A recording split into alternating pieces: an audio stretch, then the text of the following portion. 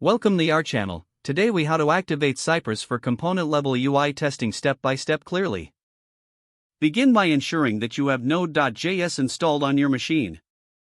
Open your terminal or command prompt.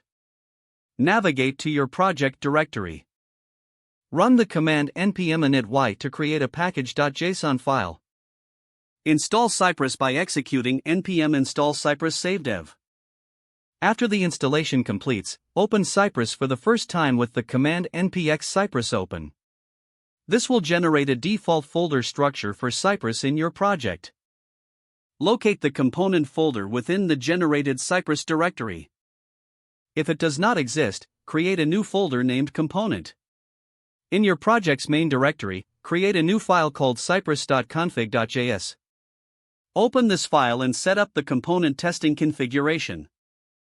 Add the relevant preset and specify the component framework you're using.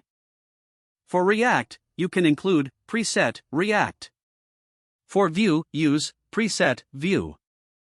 Now, save the changes to your configuration file. Within the component folder, create a new folder named examples.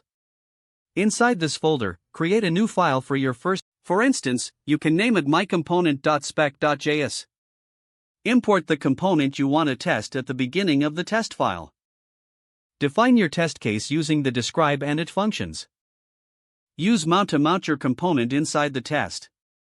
Write the necessary assertions to validate your component's behavior. You may also add additional tests to cover various scenarios for the component. Once your tests are written, open the Cypress test runner again. Select the component test file you created to run your tests.